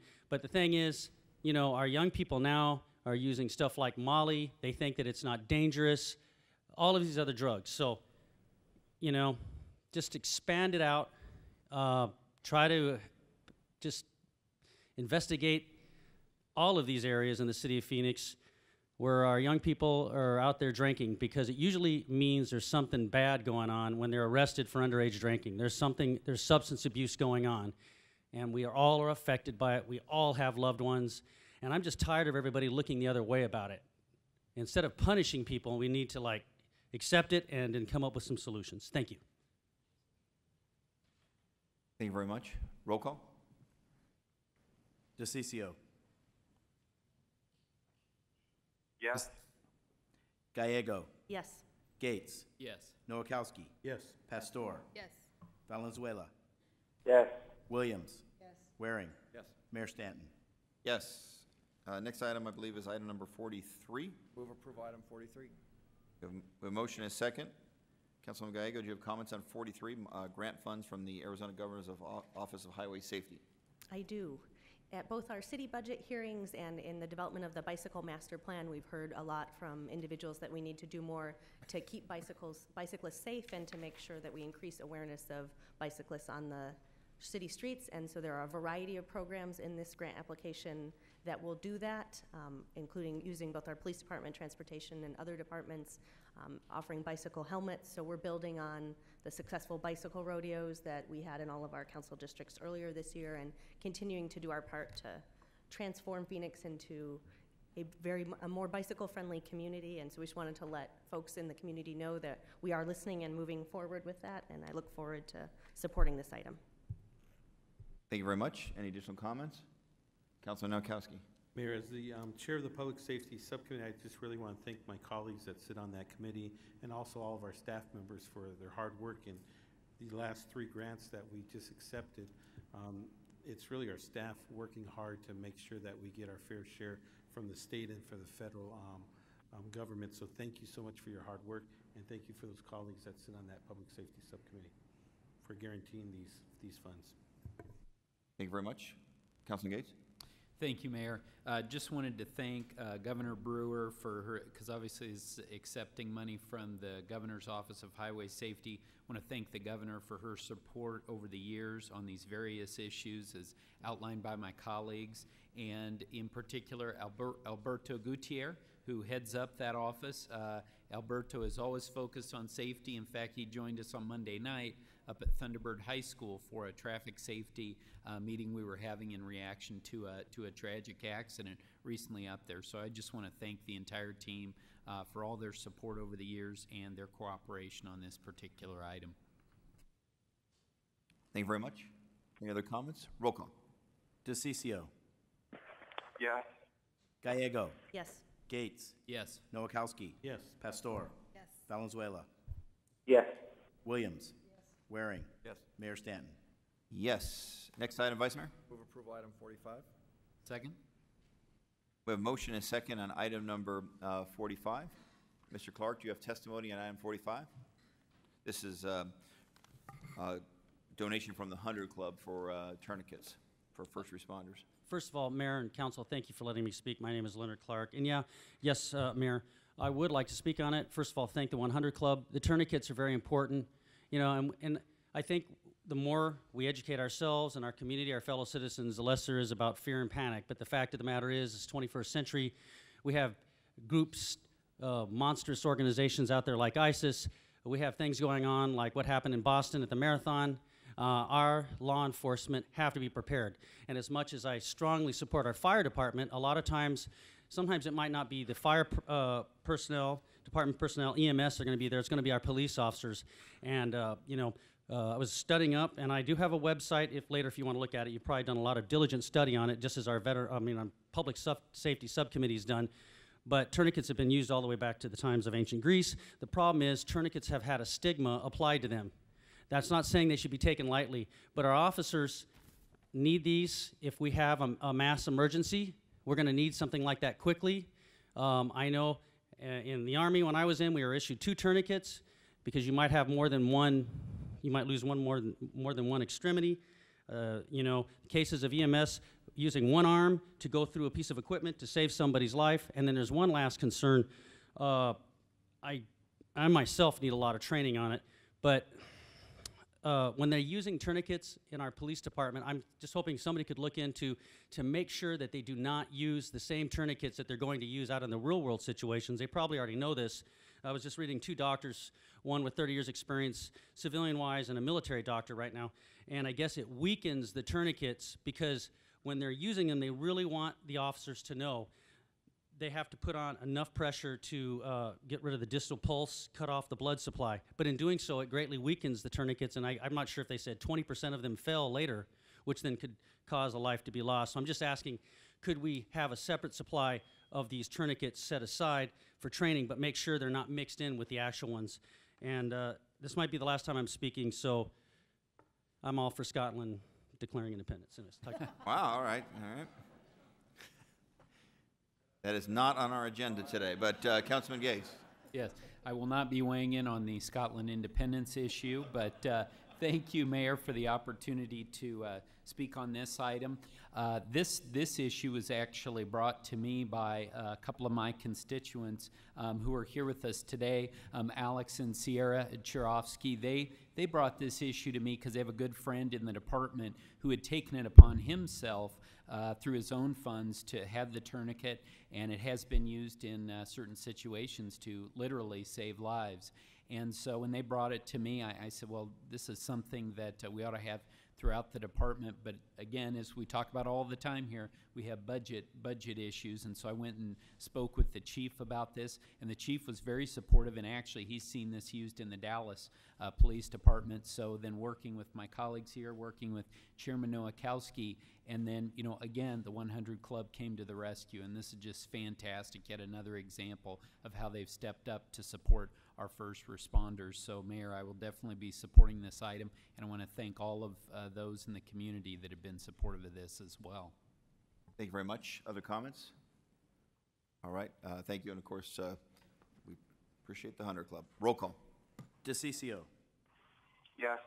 Gallego. Yes. Gates. Yes. Nowakowski. Yes. Pastor. Yes. Valenzuela. Yes. Williams. Yes. Waring. Yes. Mayor Stanton. Yes. Next item, Vice Mayor. Laura, you doing? I apologize. Oh, item 46. I move item 46, contractual agreements for citywide media buyer services. We have motion on 46. We have do we have a second? Second. We have a motion and a second. Any cards in this item? Any comments by the council? Mayor, Councilman, please. I'll keep it quick. It just goes back to the prioritization. This is for a media buyer to buy media for the city of Phoenix. The question is, do you want to spend money on media buyer, or do you want to spend it on police? It goes back to the prioritization of dollars, goes back to strategic function, and it goes back to what we consider to be priorities at the city of Phoenix. And I'm going to be voting no on this, Mayor. Thank you very much. Any other comments by members of the council? Councilman Nowakowski? Mayor, I think we have an opportunity to really start thinking outside the box and using this for Channel 11. I mean, we have a chance to actually market Channel 11 and use it as sponsorship dollars also to sponsor some of our programs from On the Issues to all the different shows that we have on Channel 11. So I was wondering that instead of, I'll be voting no on this because I believe that we should be spending it on our own, or maybe hiring an employee to really go out there and market the city of Phoenix, but at the same time, market and look for sponsorship dollars for our own Phoenix channel. I think that sometimes we go on the outside and we hire outside contractors to do things that city employees can actually do. So I think that we should really look at other ways and how we can maximize that $425,000. Thank you very much. Other comments by members of this council? Roll call. DeCiccio. No. Gallego. Yes. Gates. No. Nowakowski. No. Pastor. Yes. Valenzuela. Yes. Williams. No. Waring. No. Mayor Stanton. Yes. I'll let you do the counting. Well, it's 5-4, Mayor. We turned it down. Yeah, I'm asking the city clerk. I appreciate your. I thought you were talking. No problem. No, I apologize. Sorry, So the motion fails on a 5-4 vote. Next item, Vice Mayor. Because it didn't do anything for Scotland. All right, so I'm going to move, unless somebody has an objection, items 49, 50, and 53, on which Councilwoman Gallego has conflicts together. I would like to declare a potential conflict. Okay. Second. I'm going to move those three together for approval. And the motion for 49 is to continue. Sorry, motion to continue, and then the other two. Thank you. Okay. We have a motion. Do we need that separately, the continuance? We can do it just at this. Continue to October 15th. I apologize. Okay. We have a second? Noting Councilwoman Gallego's conflict on those issues. Roll call. DeCiccio. Yes. Gates. Yes. Nowakowski. Yes. Pastor. Valenzuela. Yes. Williams. Yes. Waring. Yes. Mayor Stanton. Yes. 7-0. Okay, next item. Motion to, so this is new business, motion to approve items 58 through 62 and item 65, noting that items 63 and 64 are requested to be continued to October 1st and withholding item 61. Second. We have motion and a second. Any comments? Is this roll call? All in favor say aye. Aye. Any opposed? Passes unanimously. Next item, Vice Mayor. Item 61 for approval. Second. We have a motion on 61. We have a second. And we have a card. Diane Veras on item 61. In favor? Did you wish to provide testimony?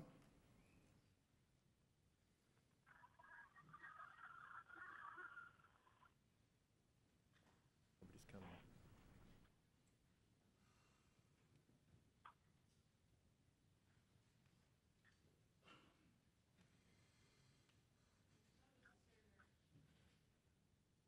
Thank you very much. Noted for the record that Ms. Veras is in favor of the proposed item. We have a motion in favor. We have a second. Any comments by this council? All in favor say aye. Aye. Any opposed? Passes unanimously. Next item, Vice Mayor.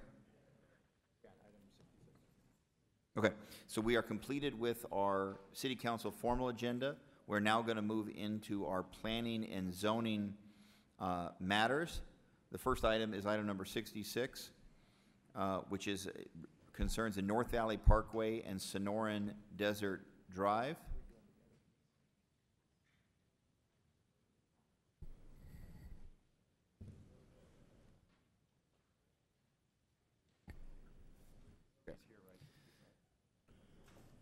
Mayor? So on item number 66, the first portion of the item will be to hold a public hearing on the item. I'll take any testimony that individuals may have regarding that item. Then I'll close the public hearing, and then we'll take a motion from members of the council. So I will now open the public hearing on item number 66. Do we have any cards on item number 66? Is anyone here to testify on item number 66? Going once? Going twice? Public hearing is now closed. Mayor? We have. I just have a potential conflict on 66 and 67, and I'll declare it on 67 as well. Thank you very much. Potential. So do we have a motion on item 66? Motion to approve for the planning, Move to approve for the Planning Commission's recommendation and adopt the related resolution. Second. We have a motion on 66. We have a second. Councilman DeCiccio has declared a potential conflict on item 66 and will not be participating in the vote. Do we have any comments by members of this council on item 66? Roll call. Gallego. Yes. Gates. Yes. Nowakowski. Pastor. Yes. Valenzuela. Yes. Williams. Yes. Waring. Yes. Mayor Stanton. Yes. Item 67 also concerns North Valley Parkway and Sonoran Desert Drive. Again, I'm going to open the public hearing on that item. Are there any cards on item number 67? Is anyone in the audience here to give testimony on item number 67? Going once, going Mayor? twice. Councilman? Potential conflict again. Thank you very much. We're now close the public hearing. Do I have a motion on item number 67? Motion to approve per the Planning Commission's recommendation. Second. We have a motion, we have a second. Councilman DeCiccio has declared a potential conflict and will not be participating. Do we have any comments by members of this council? Roll call. Gallego. Yes. Gates. Yes. Nowakowski. Yes.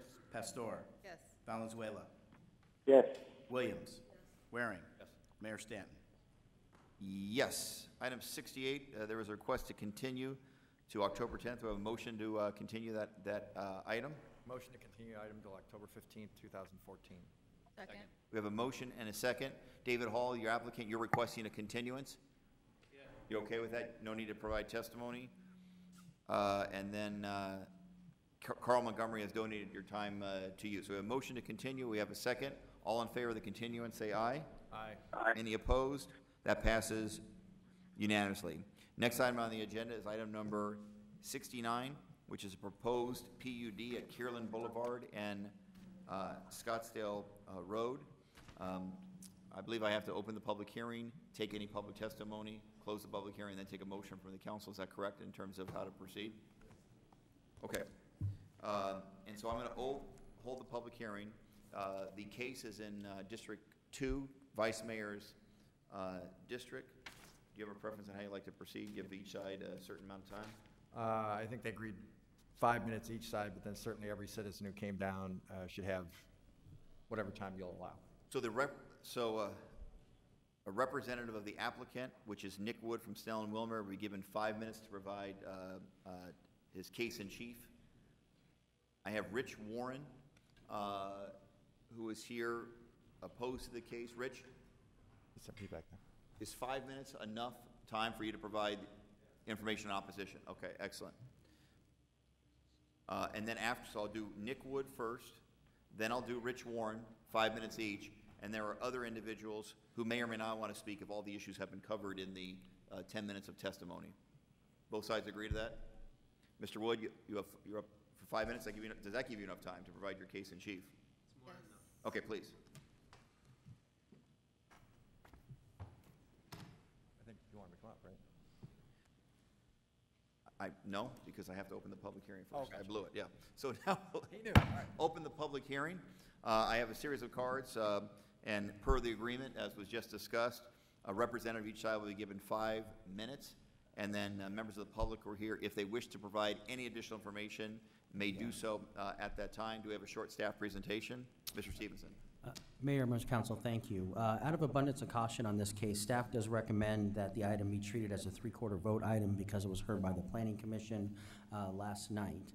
It's just out of caution because of the hearing schedule.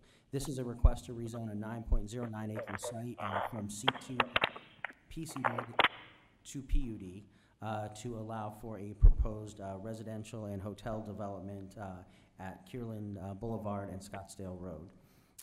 With that, I'll be happy to answer any questions. Excuse me, I will only add real quick that the Paradise Valley Village Planning Committee did vote 11-4 to approve it on Monday night, subject to modified stipulations, and the Planning Commission voted 6-0 last night to recommend approval subject to those same stipulations. With that, I'd be happy to answer any questions. Thank you. Before we begin the portion of the hearing, we'll hear from the applicant and the opposition. Are there any questions for our acting planning director, Mr. Stevenson? Thank you very much. Mr. Wood, up to 5 minutes. Mayor and members of the council, my name is Nick Whittam with the law firm of Snell and Wilmer. My address is 1 Arizona Center, and I represent Optima. This is an exciting project with an iconic architect and developer who wants to build a $300 million project in what is already recognized as an iconic project, and that is Kierland itself. Everybody knows Optima. Everyone knows the projects that they've built. For example, this was their first introduction into Phoenix. They're a Chicago-based company. They've done numerous projects in Chicago, but the first one they built was the Optima Biltmore Towers. The second one that they built, again, everyone recognizes, and that's the Optima Camelview Village. This set a new standard when it came to multifamily projects. The third one is one that's just beginning to open, at least the first phase is opening, and that's the Sonoran Village. What's unique about this architect is their architecture evolves. They use truly inspirational design, and they create something that improves upon their last step. The other good thing is the value. Again, it's a $300 million project. There aren't many $300 million projects in the past several years in the city of Phoenix. We asked Elliott Pollock to do an analysis for us, not only is with respect to whether this project works for us, but whether or not it creates value for the city of Phoenix. And as you can see, this is just an excerpt from the studies that you've been provided. There's $115 million, which is the project's annual economic output, I should say. $17.9 million, which is the estimated revenues that the city of Phoenix will collect from Optima Kierland Center construction over the next decade. $7.1 million is the annual revenues that the city of Phoenix would collect from the start of construction until the project's completion in 2019. $1.5 million of annual revenues that the city of Phoenix will collect once tenants move in, and 680 jobs created both directly and indirectly tied to the construction. And if you take a look at the design, you see that it's not only compelling, but it's absolutely gorgeous. This is the next step. You have a national and internationally award-winning architect who is taking us now to the exact next level. And with your permission, Mayor, I'd like to introduce you to David Hovey Jr., the father and son architectural team, who is Optima, and he will just take a minute just to say hello. Excuse me. Thank you, Nick, Mayor, members of council. It's a pleasure to be here tonight, and I think it's an honor and a privilege to be proposing this project to you.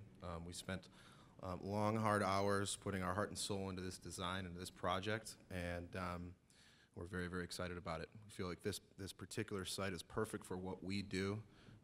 As I mentioned, some of the previous meetings were the developer, architect, general contractor. We do all the sales and leasing and all the property management ourselves, but at first and foremost, we're architects. And we're very, very excited about this project. I'd like to thank Mr. Stevenson and Mr. Mavis for making the process during this entitlement process go so smoothly. I'd also like to thank the Kierland Master Association for supporting our project, as well as Mr. Teachin from the Paragon Apartments. Our motto and our company principle has always been to do each project better than the last, and we certainly feel like this is a representation of that. If there's any questions, I'm happy to answer any questions that you may have. Thank you very much, Ms. Fryhark. Any questions from Mrs. Council? Thank you very much for your testimony. Thank you. The next speaker will be Rich Warren, who's opposed to the project, and I'll provide equal time to him. Thank you for coming down tonight. I know it's been a lot of meetings in a short period of time. Rich Warren, 6723 East Paradise Lane. And just to be clear up front, I'm not representing any sort of group, just an individual homeowner in the area. Thank you. First of all, I'd like to thank the council for giving me the opportunity to speak this afternoon. I request that this council carefully consider the impact of the proposed density prior to voting on this proposal. The proposed density, the number of units per acre, is precedent setting for future development in the area. The three closest multifamily residential projects in Phoenix, the Plaza Loft Building, Paragon Apartments, and the Landmark, are all very successful, and they were built out with an average density of 27 units per acre. The Optima Kierland is proposing 88 units per acre, which is a 225% increase of these three comparable projects in the area. This proposal, as stated in the staff report, does not conform to the current general planned land use map. There was an inadequate and incomplete traffic study that was submitted as part of this proposal. I have lived in Kierland for 12 years. I own a single-family home on the north side of the Weston Kierland Golf Course. I do not live in the Plaza Loft Building, the Paragon, or the Landmark. According to Mr. Wood, the attorney for Optima, those are the only three residential properties that will be impacted by the proposed project. But I live less than 1 mile from the site, and I can walk to the project in under 5 minutes. I will most certainly be impacted. Vehicular and pedestrian traffic are already problematic in the Kierland area. Increased density will exacerbate these problems. There's been a lot of discussion about whether the Kierland area is an urban core. Maybe it is, maybe it isn't, but there's been no definitive answer. But it has produced an if-then statement. If Kierland is an urban core, then it must be built out at a higher density. This is nothing more than a logic flaw. I have read the staff report, and I attended the Paradise Valley Village Planning Committee and the Phoenix Planning Commission meeting, and I have yet to hear a valid reason why the proposed density in this area is warranted. 4 members of the Paradise Valley Village Planning Committee opposed this project. Karen Heck, chairwoman of the Phoenix Planning Commission, voted no on this project. To summarize, I am not opposed to a residential project in this area. I am also not opposed to the proposed height of the buildings. I am opposed to the disproportionate density of the proposal and the certain negative impact on the traffic in the Kierland area. Although I would prefer a much lower density, I would like to propose a compromise of 52 units per acre, the density of Optima's Camel View Village project. If that density provided them with a wildly successful and profitable project in Scottsdale, it will most certainly facilitate the same in Kierland. This density is reasonable and viable. I respectfully ask that the council members to please represent the interests of the residents of Phoenix and conduct due diligence before casting a vote. Thank you. Thank you very much, Mr. Warren, for your testimony. Mr. Wood had the chance to present. Mr. Firehawk also said a few words. David Hovey, is that the correct pronunciation? Did you wish to provide any? Oh, I apologize.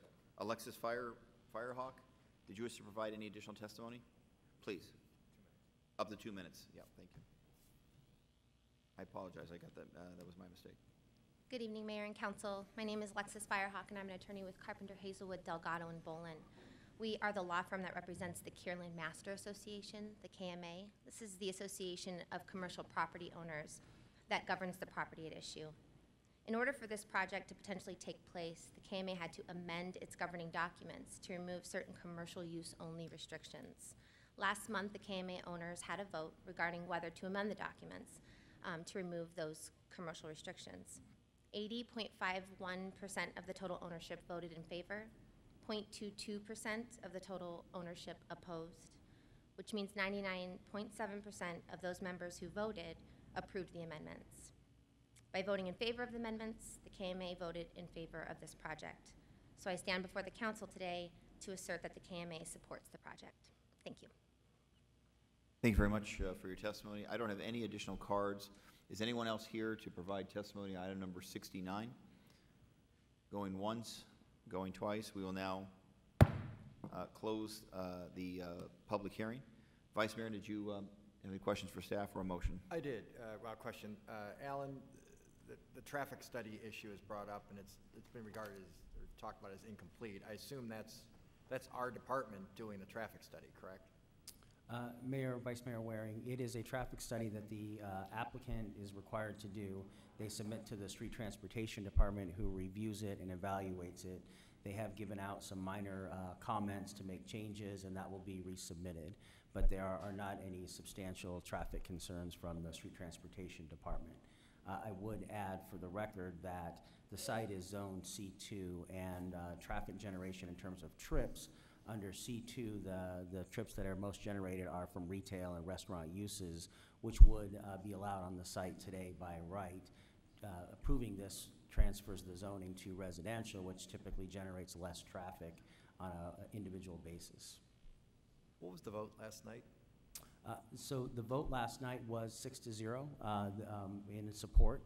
There was some confusion, and we had to go back and ask Ms. Heck what the vote was. So some earlier information that you received, and I understand why the neighbor believes was a 5-1 vote, but we did go back and ask Ms. Heck, and she did vote in support of the project. Thank you. Okay. You have a motion, Vice Mayor? There's no other discussion. Motion to approve with 3/4 vote of this council rezoning case Z-22-14-2 per the Planning Commission's recommendation and adopt the related ordinance. Second. Second. All right, so there was a motion in favor of the application. There is a second. Our legal staff has suggested that we abide by the 3/4 vote of this council, not acknowledging that it's required, but it's out of an abundance of caution that the recommendation is coming from staff and council that this be a 3/4 vote item. With the motion is in favor, do we have any additional questions or comments from members of this city council on this proposal? Roll call. DeCiccio. DeCiccio. Yes. Gallego. Yes. Gates. Yes. Nowakowski. Yes. Pastor. Yes. Valenzuela. Yes. Williams. Yes. Waring. Mayor Stanton. Yes, the proposal passes unanimously and does meet the 3/4 requirement. There is no further business before the city council. This meeting is now adjourned.